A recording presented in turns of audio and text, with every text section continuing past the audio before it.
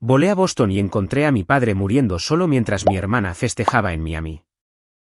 Sus últimas palabras me dejaron helada: tienes que detener a Isabel antes de que sea demasiado tarde. Quedé atónita ante su oscura advertencia. Subí al vuelo a Boston con un sentimiento punzante que cambiaría mi vida entera para siempre. A mis 32 años, normalmente soy una arquitecta racional viviendo en Londres. Pero no podía quitarme el terror abrumador que me consumía durante ese vuelo de 8 horas a través del Atlántico. Mientras miraba el océano completamente oscuro, mi teléfono estaba lleno de mensajes alegres de mi hermana afirmando que todo en casa estaba perfectamente bien. En el momento en que nuestro avión tocó tierra en el aeropuerto Logan en medio de una cegadora tormenta de nieve, mi teléfono vibró con una llamada frenética de una enfermera del hospital local, en lugar de un familiar. Ella me dijo que mi padre estaba en estado crítico y completamente solo, lo que contradecía directamente las actualizaciones de vacaciones relajantes que mi hermana me había estado alimentando durante semanas. Dejé mi equipaje en la terminal para correr directamente a la sala de emergencias, donde encontré a mi padre luciendo como el fantasma del hombre fuerte que recordaba. No estaba descansando tranquilamente en un resort como me habían dicho, sino conectado a máquinas luchando por cada aliento.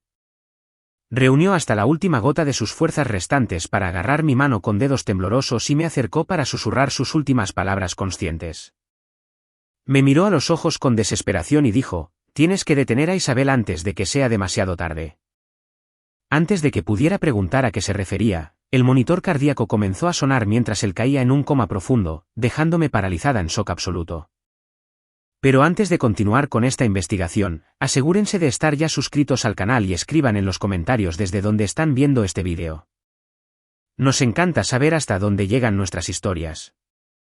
24 horas antes de recibir esa devastadora alerta médica en mi teléfono, había abordado un avión con la inocente intención de sorprender a mi padre por su cumpleaños número 68. Vivir al otro lado del océano en Londres me permitió forjar una carrera exitosa como arquitecta, lo que a su vez me permitió enviar cantidades significativas de dinero a casa cada mes para asegurar que mi padre tuviera una jubilación cómoda.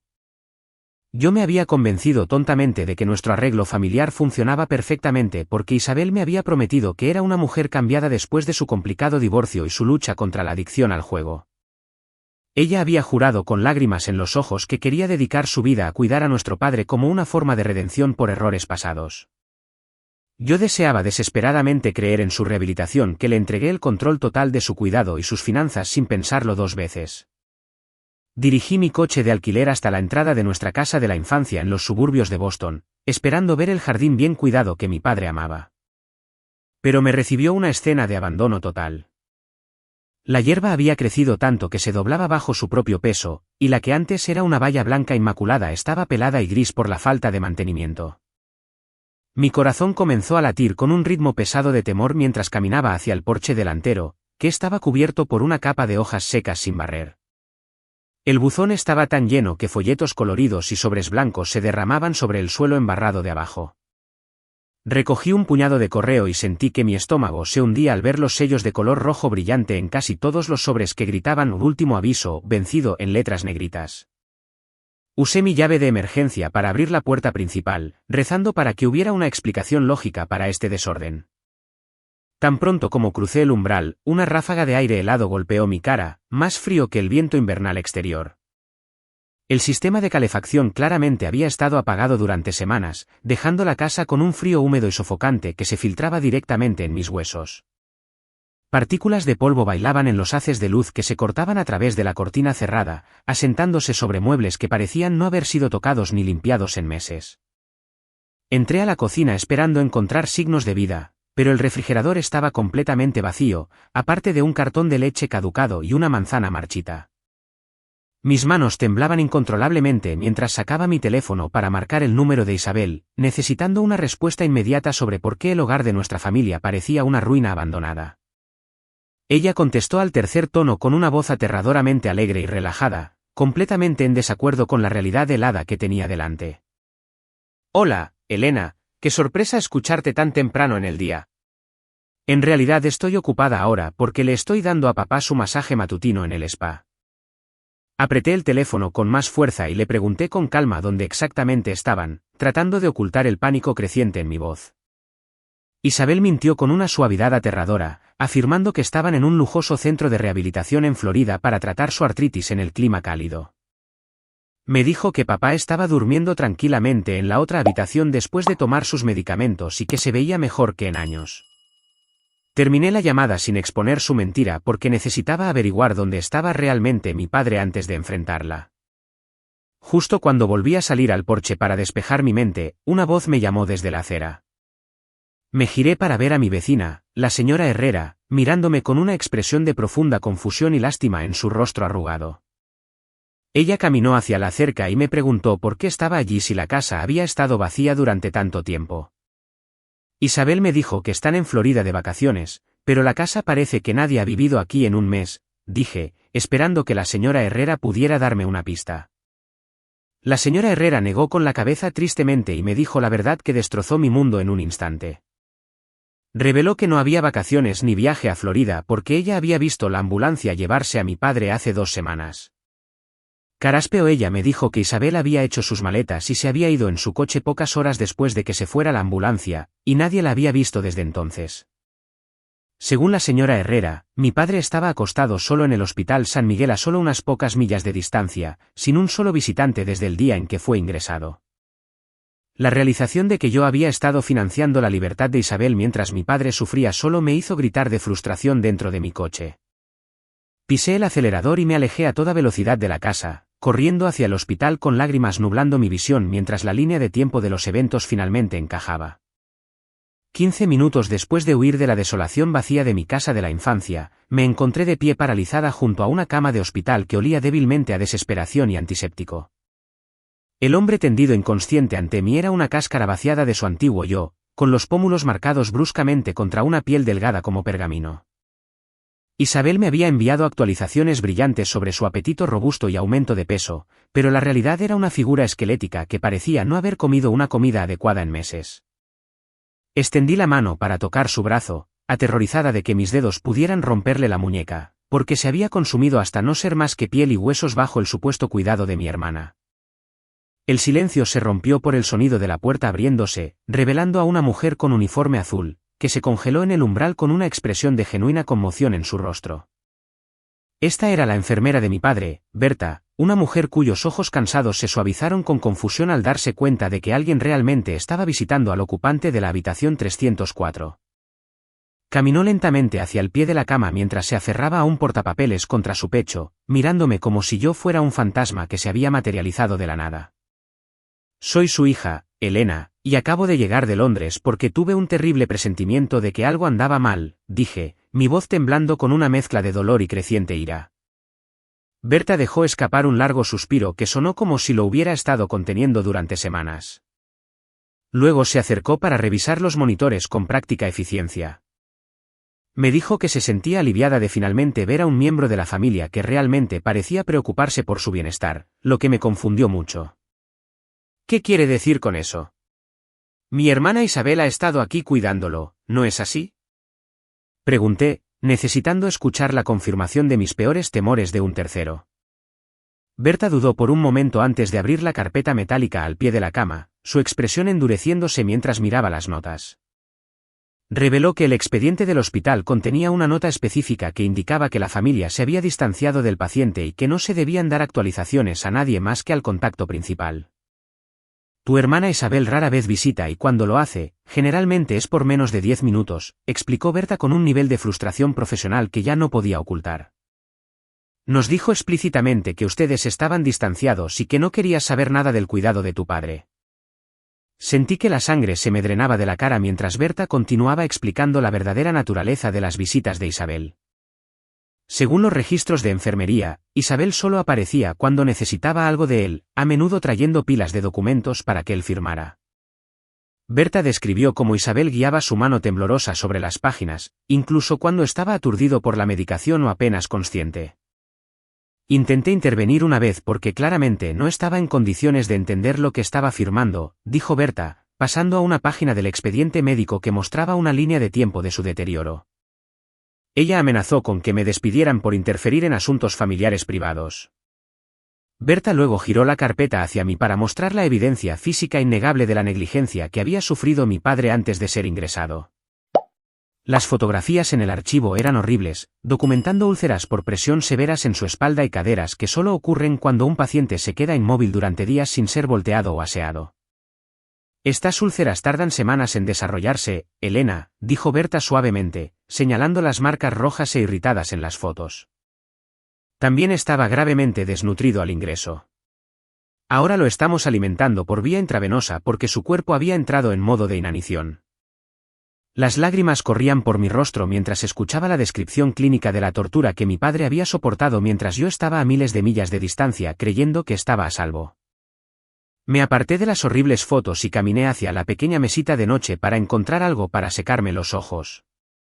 Abrí la estrecha puerta metálica, esperando encontrar su pijama cómodo o la bata cálida que le había enviado para Navidad. El armario estaba casi completamente vacío, excepto por una bolsa de supermercado de plástico metida en la esquina inferior. La saqué y un olor rancio a moho y sudor viejo me golpeó inmediatamente por el contenido. Adentro había 2 pares de pantalones de chándal desgastados que no reconocía y una camiseta manchada que parecía sacada de un contenedor de basura. No había calcetines limpios, ni ropa interior, y ciertamente ninguna de la ropa de alta calidad que le había comprado a lo largo de los años. Isabel lo había despojado de su dignidad por completo, dejándolo pudrirse en una cama de hospital con andrajos mientras ella vivía del dinero destinado a su cuidado. Apreté la camiseta sucia hasta que mis nudillos se pusieron blancos, sintiendo una rabia fría y peligrosa sentándose en mi pecho donde solía estar mi corazón. Esa noche en el hospital, bajo el fuerte zumbido de las luces fluorescentes, me senté junto a mi padre y asumí los deberes que habían sido descuidados durante demasiado tiempo. El pitido rítmico del monitor cardíaco era el único sonido que me acompañaba mientras sumergía un paño suave en agua tibia para limpiar suavemente la cara y las manos de mi padre. Limpié con cuidado la suciedad que se había acumulado en su piel durante semanas de abandono, luchando por contener las lágrimas al darme cuenta de cuánto debió haber sufrido en su soledad. Cada caricia suave del paño era una disculpa por mi ausencia y una promesa silenciosa de que nunca más sería tratado con tal indignidad mientras yo respirara. Una vez que lo puse lo más cómodo posible, supe que necesitaba pruebas concretas de la ubicación de Isabel para exponer sus mentiras definitivamente. Saqué mi computadora portátil e inicié una videollamada segura con mi mejor amiga Carla, quien trabaja como analista experta en ciberseguridad en Londres. Le expliqué brevemente la situación y Carla inmediatamente comenzó a escribir furiosamente en su teclado para rastrear la huella digital de mi hermana en varias plataformas de redes sociales. No tardó mucho en eludir la configuración de privacidad y descubrir una cuenta secundaria de Instagram que Isabel había creado bajo un seudónimo para ocultar sus actividades a la familia. Carla giró su pantalla para mostrarme una serie de fotografías que hicieron que mi sangre corriera fría de furia. La publicación más reciente subida hace solo 20 minutos mostraba a Isabel sosteniendo una copa de champán en la cubierta de un yate de lujo en Miami. Llevaba un bikini de diseñador y sonreía ampliamente a la cámara con el pie de foto, viviendo mi mejor vida. Mientras nuestro padre se consumía en una cama de hospital a 1000 millas al norte, tomé capturas de pantalla de cada imagen incriminatoria, asegurándome de que las marcas de tiempo y las etiquetas de ubicación fueran claramente visibles para servir como evidencia innegable de su abandono. Con la prueba visual asegurada, decidí tender una trampa que obligaría a Isabel a verbalizar su engaño en el registro. Respiré hondo para estabilizar mi voz temblorosa y presioné el botón de grabar en un dispositivo secundario antes de marcar el número de Isabel por segunda vez ese día. El teléfono sonó 4 veces antes de que contestara, y pude escuchar el inconfundible bajo palpitante de música de fiesta de fondo antes de que lograra amortiguarlo. Estoy transfiriendo $10,000 para la cirugía de emergencia que mencionaste en tus mensajes de texto anteriores, pero necesito saber si estás con él ahora mismo porque estoy preocupada, dije, forzando un tono de preocupación desesperada en mi voz. Isabel carraspeó y bajó la voz a un susurro, claramente moviéndose a un área más tranquila del yate para mantener su farsa. Oh, gracias a Dios, Elena, porque los médicos me están presionando para hacer el pago en menos de 1 hora o no operarán. Estoy sentada justo al lado de su cama sosteniendo su mano mientras duerme. Así que, por favor, envía el dinero inmediatamente. La audacia de su mentira fue tan abrumadora que casi dejé caer el teléfono, pero mantuve la compostura para capturar cada palabra. Acabo de enviar la solicitud de transferencia al banco, así que avísame cuando comience la cirugía, mentí, sabiendo muy bien que nunca le enviaría ni un centavo más. Terminé la llamada e inmediatamente guardé el archivo de audio, renombrándolo con la fecha y hora para asegurar que fuera admisible en cualquier procedimiento legal futuro. Ahora estaba cristalino que cada dólar que había enviado a casa durante el último año para facturas médicas y reparaciones del hogar había ido directamente a financiar su estilo de vida lujoso. Miré el teléfono en mi mano, sintiendo el peso frío de la traición asentándose en mi estómago, pero esta vez iba acompañado de una resolución acerada. Tenía la prueba visual de Carla y la confesión de audio de la llamada, que era todo lo que necesitaba para destruir su defensa cuando llegara el momento adecuado. El sol de la mañana apenas se asomaba entre las nubes grises del invierno cuando entré en la oficina con paneles de caoba del abogado de nuestra familia, el señor Ramos, quien había administrado la herencia de mi padre durante más de 2 décadas. El señor Ramos me recibió con una cálida sonrisa que rápidamente desapareció cuando le conté la devastadora verdad sobre mi padre, que yacía en coma en el Hospital San Miguel en lugar de relajarse en un resort de Florida. El color desapareció de su rostro al darse cuenta de que las actualizaciones médicas que había estado recibiendo de Isabel eran completamente inventadas para evitar que él hiciera preguntas. Inmediatamente sacó varias carpetas gruesas de su gabinete de seguridad y las extendió sobre el pesado escritorio de madera entre nosotros para que pudiéramos examinar el daño juntos. Autoricé la liberación de sus fondos de pensión porque Isabel me presentó facturas de una cirugía espinal de emergencia, explicó el señor Ramos con voz temblorosa mientras abría los registros financieros. Me incliné para inspeccionar los documentos a los que se refería y sentí una ola de náuseas al ver la burda falsificación.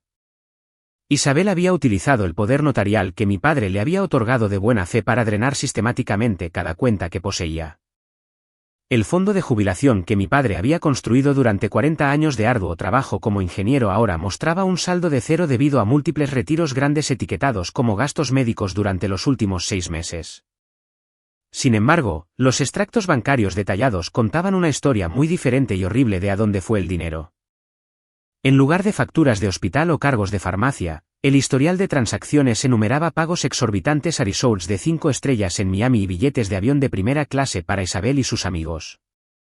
Mis ojos escanearon más abajo en la lista para encontrar cargos por bolsos de diseñador de lujo y miles de dólares en pagos a casinos en línea para cubrir sus deudas de juego. No había una sola transacción para atención médica o incluso comestibles básicos para la casa que había permitido caer en la ruina. Le pregunté al señor Ramos sobre las sustanciales transferencias mensuales que yo había estado enviando desde Londres, esperando que al menos mis contribuciones se hubieran guardado. Él negó con la cabeza tristemente y me mostró una orden permanente que Isabel había establecido en el momento en que obtuvo acceso a las cuentas. Cada centavo que enviaba para el cuidado de mi padre era automáticamente redirigido a una cuenta privada secreta solo a nombre de Isabel a las pocas horas de llegar. El señor Ramos luego respiró hondo y sacó un documento final de la parte inferior de la pila, mirándome con una expresión de profundo pesar. Elena, me temo que el robo financiero no es la peor parte de esta situación porque recibí un aviso de ejecución hipotecaria del banco ayer por la mañana. Lo miré con incredulidad porque sabía con certeza que mi padre había pagado su hipoteca hace 15 años. ¿Cómo es posible si mi padre es el dueño absoluto de la casa? Pregunté, sintiendo que la habitación giraba a mi alrededor. Isabel obtuvo un préstamo de capital de alto interés contra el valor de la propiedad hace 3 meses usando su poder notarial, respondió el señor Ramos, empujando el aviso de ejecución hipotecaria hacia mí. Ella no ha hecho ni un solo pago de los intereses, por lo que el banco procederá a tomar la propiedad la próxima semana.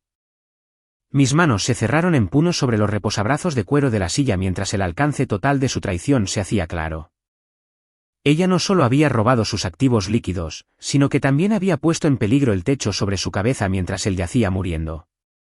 Quiero que redacte una moción de emergencia inmediata para congelar todos los activos conectados a su nombre y bloquear cualquier acceso futuro a la herencia, declaré con una determinación fría que incluso me sorprendió. Vamos a presentar cargos penales por fraude y abuso de ancianos antes de que gaste un centavo más. 3 días angustiosos después de que comencé mi investigación encubierta de los fondos robados, la atmósfera en la habitación 304 cambió drásticamente.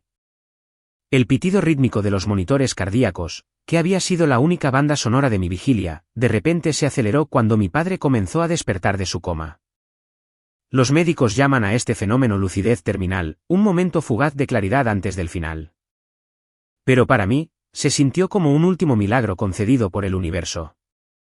Sus párpados revolotearon abiertos, revelando ojos que ya no estaban nublados de confusión, sino agudos con una inteligencia urgente y desesperada que me atravesó.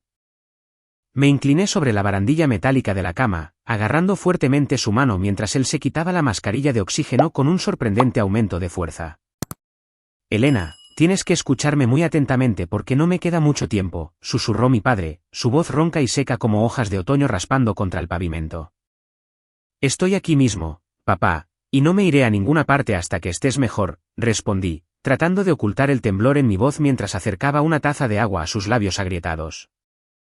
Él apartó el agua suavemente y me acercó hasta que su frente tocó la mía, obligándome a concentrarme completamente en sus palabras. Hay una caja fuerte negra escondida detrás del cuadro del paisaje marino en mi estudio en casa, jadea, haciendo una pausa para recuperar el aliento entre cada pocas palabras. La combinación es el cumpleaños de tu madre. Agosto de 2012. Tienes que abrirla antes de que Isabel se entere de que existe. Dudé en dejar su lado ni un segundo, pero la pura intensidad en su mirada me dijo que esta misión era más importante que quedarme para sostener su mano. Le besé la frente por última vez, prometiendo regresar en 1 hora, y salí corriendo del hospital hacia mi coche. El viaje de regreso a la casa fue un borrón de aguanieve gris y luces traseras rojas mientras empujaba el coche de alquiler a su límite absoluto en las carreteras heladas de Boston.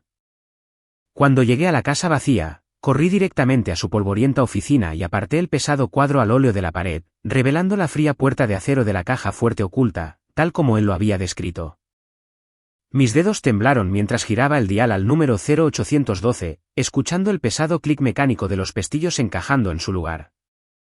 La pesada puerta se abrió para revelar una pila de documentos que mi padre había logrado ocultar de los ojos inquisitivos de Isabel durante su reinado de terror.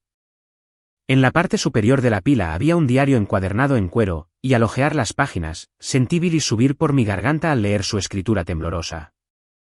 Él había documentado cada instancia de abuso detallando cómo Isabel le retenía la comida si se negaba a firmar cheques y cómo le había desconectado el teléfono de la habitación para aislarlo del mundo. Debajo del diario, encontré varias hojas de papel legal cubiertas de tinta, donde Isabel había practicado forjar su firma una y otra vez hasta que fue perfecta. Pero la evidencia más condenatoria era un documento nuevo y nítido en la parte inferior de la pila. Una póliza de seguro de vida contratada hace solo 3 meses. La póliza aseguraba la vida de mi padre por $500,000, con Isabel listada como la única beneficiaria en caso de su muerte. La horrible realización me golpeó como un puñetazo físico. Ella no solo estaba robando su dinero. Ella estaba esperando activamente que él muriera para poder cobrar el pago final. Justo cuando estaba metiendo estos documentos incriminatorios en mi bolso, el silencio del estudio fue destrozado por el sonido estridente de mi teléfono celular. Lo saqué y vi el nombre de la enfermera Berta parpadeando en la pantalla y mi corazón dejó de latir por un aterrador segundo. Contesté la llamada, mi mano temblando tan violentamente que casi dejé caer el dispositivo. Lo siento mucho, Elena, sollozó Berta al otro lado de la línea, su compostura profesional completamente rota por el peso del momento. Él esperó a que te fueras. No quería que lo vieras partir. Tu padre falleció pacíficamente hace solo unos momentos. El teléfono se me resbaló de los dedos y cayó sobre el suelo de madera mientras mis piernas cedían debajo de mí. Me derrumbé contra la caja fuerte abierta, rodeada por la evidencia de la traición de mi hermana, y solté un grito de pura angustia que resonó en la casa vacía. Pero mientras las olas de dolor me invadían, algo dentro de mi pecho se endureció en acero frío e irrompible. Me sequé las lágrimas de la cara y miré la póliza de seguro por última vez, jurando por la memoria de mi padre que Isabel pagaría por cada segundo de sufrimiento que le había causado. Una semana después de que mi padre diera su último aliento en esa estéril habitación de hospital, se llevó a cabo su funeral bajo una lluvia implacable que convirtió el antiguo cementerio de Boston en un mar de barro y paraguas grises. Familiares y viejos amigos de la firma de ingeniería se reunieron alrededor de la tumba abierta con dolor genuino grabado en sus rostros, rindiendo homenaje a un hombre que había sido generoso hasta el extremo. En marcado contraste con la atmósfera sombría, Isabel llegó tarde en una limusina negra vistiendo un abrigo nuevo de lana italiana y gafas de sol de diseñador de gran tamaño que probablemente costaron más que todo el servicio funerario. Lloró teatralmente durante todo el sermón del sacerdote, secándose los ojos secos con un pañuelo de seda mientras se apoyaba pesadamente en el brazo de un primo lejano para apoyarse. Su actuación fue tan convincente que si no hubiera leído los diarios de mi padre yo misma, podría haber creído que realmente estaba de luto por la pérdida del hombre a quien había atormentado. En el momento en que el féretro fue bajado a la tierra húmeda y la primera pala de tierra golpeó la madera con un ruido sordo, la actitud de Isabel cambió instantáneamente de hija en duelo a depredadora despiadada. Ni siquiera esperó a que los invitados se dispersaran antes de marchar hacia donde estaba nuestro abogado familiar, el señor Ramos, parado respetuosamente junto a una lápida. Observé desde debajo de mi paraguas cómo ella comenzaba a gesticular salvajemente hacia él, su voz elevándose por encima del sonido de la lluvia que caía y atrayendo las miradas de sorpresa de todos los que quedaban en el lugar de la sepultura. Señor Ramos, necesitamos arreglar los asuntos de la herencia inmediatamente porque tengo un vuelo de regreso a Miami esta noche, anunció Isabel en voz alta, ajena a los jadeos de horror de nuestras tías y tíos. Lea el testamento ahora mismo porque todos saben que papá me dejó todo a mí como su cuidadora principal. Di un paso adelante desde la multitud aferrando la pesada carpeta impermeable que contenía la evidencia que había pasado la última semana agonizante recopilando. No vas a ir a ninguna parte, Isabel, y ciertamente no obtendrás un solo centavo del hombre que asesinaste con tu negligencia, dije, mi voz cortando la lluvia con precisión helada. Isabel se giró bruscamente para enfrentarme, su rostro torciéndose en una mueca de pura y fea arrogancia. ¿Cómo te atreves a hablarme así frente a nuestra familia? Elena, yo era quien estaba aquí todos los días mientras tú jugabas a ser arquitecta en Londres. Tú estabas aquí, repliqué, abriendo la carpeta y arrojando el contenido directamente a su pecho. Es por eso que el diario de papá detalla cómo desconectaste su teléfono y retuviste sus analgésicos cuando se negó a firmar cheques. Los papeles se esparcieron sobre el césped embarrado entre nosotros, copias de los cheques falsificados, el aviso de ejecución hipotecaria, las desgarradoras entradas del diario y la transcripción de la grabación donde admitía haberlo dejado morir por dinero. Y aquí está el extracto bancario que muestra que gastaste el dinero de su cirugía en ese abrigo carraspea que llevas puesto ahora, grité, apuntando con un dedo tembloroso hacia ella. Léelo, Isabel. Lee donde escribió que tenía hambre y tú le dijiste que era demasiado caro comprar comestibles. Isabel se apresuró a recoger los papeles mojados, su rostro palideciendo, al darse cuenta de que su crueldad secreta había sido documentada con la propia letra de mi padre. Antes de que pudiera tartamudear una negación, el fuerte sonido de las sirenas cortó el aire, y 2 patrullas de policía se detuvieron en las puertas del cementerio con sus luces parpadeando contra el cielo sombrío. Había coordinado con las autoridades temprano esa mañana para asegurar que no pudiera huir del estado nuevamente. Isabel, estás bajo arresto por robo mayor, falsificación de documentos legales y abuso de ancianos en primer grado con resultado de muerte, anunció el oficial principal mientras se acercaba a ella, sacando un par de esposas de su cinturón. No, esto es un error. Mi padre quería que yo tuviera ese dinero.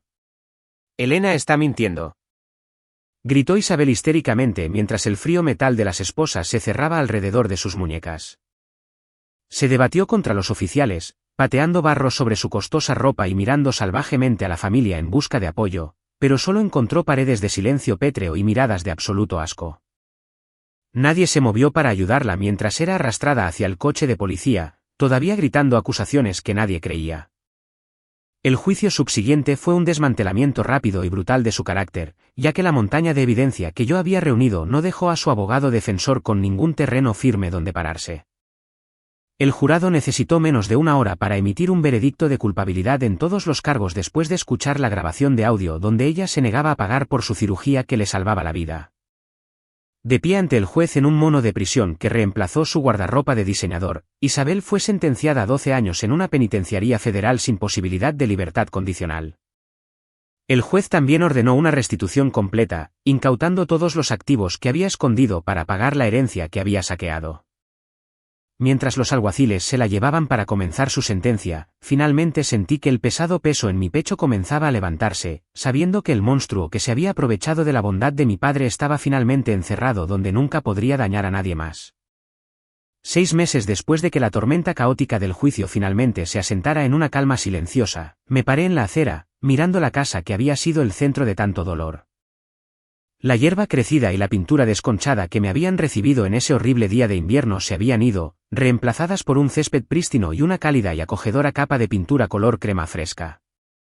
Me había gastado una pequeña fortuna pagando los préstamos de alto interés que Isabel había obtenido contra la propiedad, pero salvar el legado de mi padre de la subasta de ejecución hipotecaria del banco valió cada centavo. La casa ya no parecía un monumento a la negligencia y el abandono. En cambio, se alzaba orgullosa y digna bajo el sol de verano, luciendo exactamente como lo hacía cuando mi padre aún estaba lo suficientemente sano como para cuidar los rosales él mismo.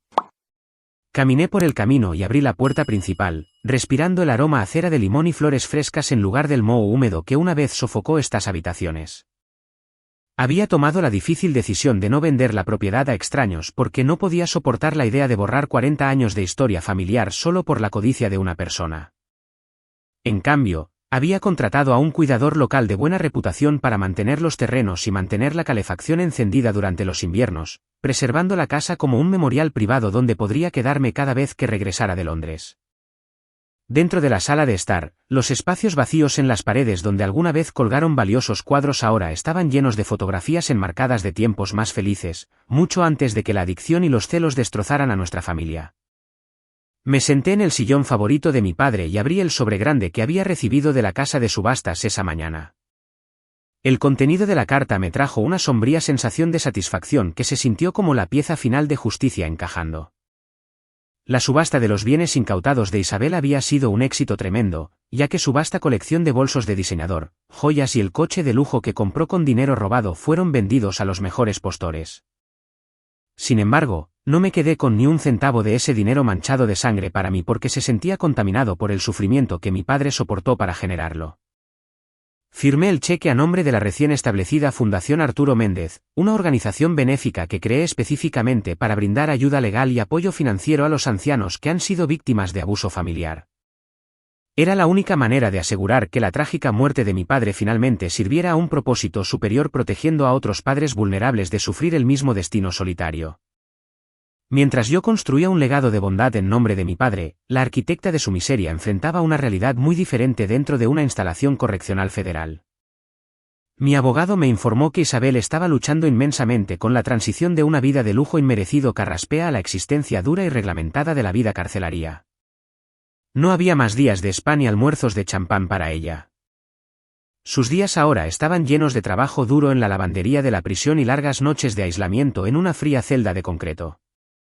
Había perdido su libertad, su reputación y a su familia, dejándola con nada más que décadas de tiempo para reflexionar sobre las decisiones codiciosas que la llevaron allí. Salí al jardín trasero donde las rosas estaban en plena floración, y miré hacia el cielo azul claro, sintiendo una ligereza en el pecho que había estado ausente durante medio año. Había descubierto la verdad, había salvado la casa familiar. Y lo más importante, había cumplido la promesa que le hice a un hombre moribundo en una habitación de hospital. Había detenido a Isabel antes de que pudiera lastimar a nadie más. Y al hacerlo, había recuperado mi propia paz. Esta noche, abordaría un avión de regreso a Londres para reanudar mi vida como arquitecta. Pero ya no era la misma mujer aterrorizada que había volado hasta aquí en una ventisca hace 6 meses. Cerré la puerta del jardín detrás de mí y caminé hacia mi coche de alquiler, dejando los fantasmas del pasado firmemente encerrados detrás de las puertas de la casa. La pesadilla finalmente había terminado, y por primera vez en mucho tiempo, el futuro parecía brillante, limpio y completamente mío.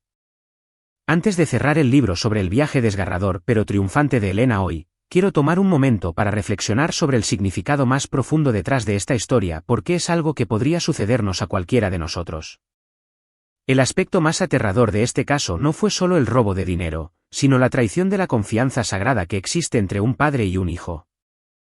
La caída de Isabel nos enseña una lección brutal sobre cómo la codicia desenfrenada puede erosionar por completo la humanidad de una persona, convirtiendo a una hija en un monstruo que veía a su propio padre como nada más que una fuente de ingresos. Sirve como un duro recordatorio de que debemos permanecer vigilantes cuando se trata del cuidado de nuestros padres ancianos, incluso cuando el cuidador es un hermano o un familiar cercano. Un poder notarial es una herramienta legal poderosa que puede ser un salvavidas cuando se usa correctamente. Pero como vimos hoy, también puede convertirse en un arma de destrucción masiva en manos de la persona equivocada.